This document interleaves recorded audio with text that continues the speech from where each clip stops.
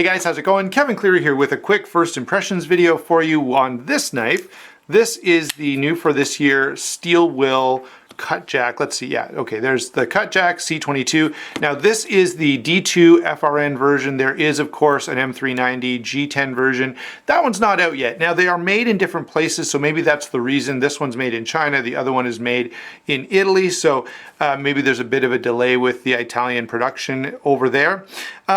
Let's go ahead and get into, well, before we get into the features, I'll quickly show you how it packages, and then we'll come back and take a look at the features and size and weight and all that, and then I'll give you my initial take on this knife. All right, so let's flip that around so you can take a look at it. Here's the box. It comes with a sleeve, which of course, you know, classes up the joint quite a bit.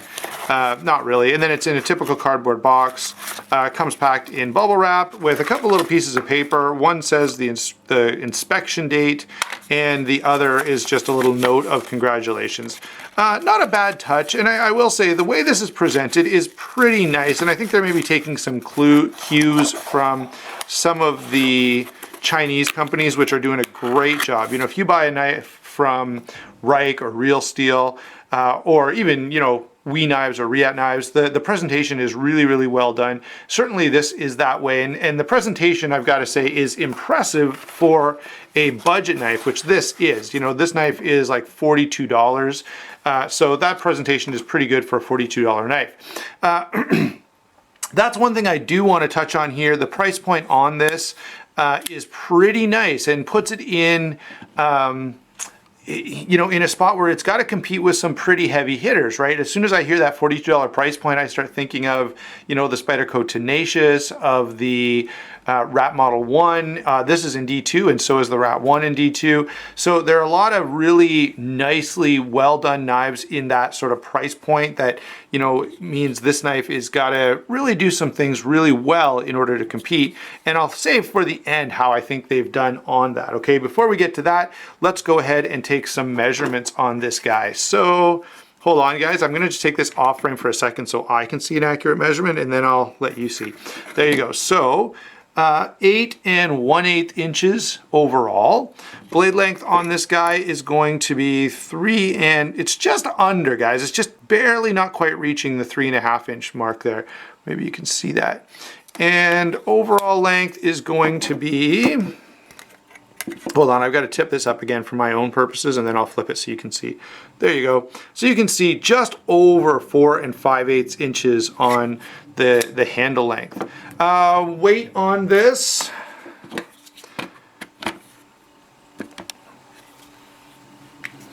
there we go. It is in ounces, right? Yeah, there we go. Okay. 3.7 ounces. Wow, very lightweight. I mean, it feels lightweight in hand, so I was going to say something about that initially, but I held off because I had the scale sitting right there, so I'm like, well, let's all find out together. 3.7 ounces, so very, very lightweight. I will say that number is very impressive. You know, this is going to be a very nice knife to carry and compares well to a number of those other knives that I mentioned that it's going to be up against. In fact, that's lighter than most of them. Let's quickly talk about how it feels in hand, and initially, of course, this may change after a few weeks of use. You know, maybe I find it's got a really bad hot spot, or it's really uncomfortable, or blade slip, or something terrible like that. But initially, guys, I've got to say the ergos are an absolute win. The FRN is reasonably grippy, very, very nicely contoured to the hand. And of course, no surprise to anyone who's a regular viewer, that front choil is wonderful. I love that option to choke up. There is one thing I'm going to nitpick right off the bat, and that is the fact that they've taken this top swedge and gone all the way to the back with it. That does mean if I want to really choke up and get my thumb out here, which the finger choil absolutely allows for, there's not enough handle here. If I start cutting like this, it's going to get really uncomfortable really quickly. Otherwise though, you know, high flat ground blade, drop point, really nice sort of belly here, D2 steel. I didn't measure how thick the edge was there, but feels pretty thin behind the edge, and it's pretty thin stock overall. Okay, so those are the sort of, oh, by the way, FRN scales here and backspacer, and they are nested liners, which I do appreciate. And let's quickly show you, it's an internal stop pin. You can see it there, see it moving.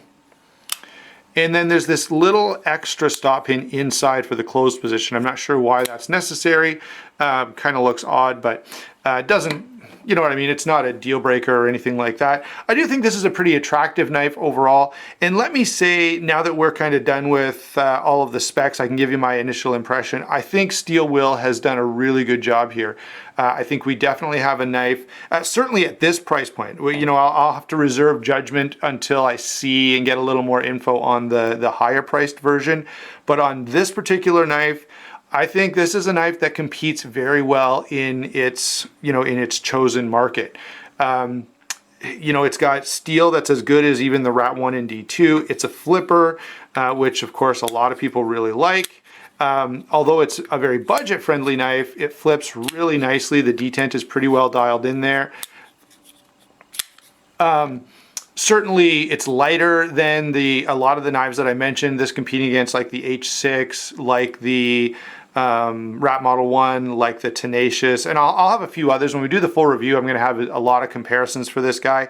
But I think this does really well, and I think this is, you know, this is kind of calling to those other companies that they are going to have to really, you know, do a good job. I'm telling you guys, my initial impression here, unless something goes wrong, you know, unless there's some glaring, horrible issue that comes up in the next little while I'm getting ready for the review, this is pretty impressive. And I think you might be looking at a knife that can even knock the mighty Rat 1 out of its preferred place in the budget line.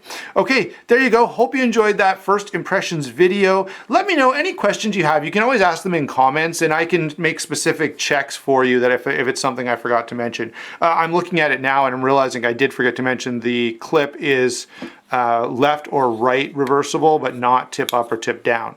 It's just tip up. Okay, so there you go. That's my initial impression on the Steel Will Cutjack. Really, really well done. I've got to say, I'm definitely impressed with this knife. Hopefully, you know, that stays. Hopefully, I don't have to come to you in a few weeks or a month and a half, whatever it is, and say, you know, I thought this was a great knife, but it turns out to be a piece of junk. As far as I can tell right now, this is going to be a pretty positive, you know, overall a very good knife.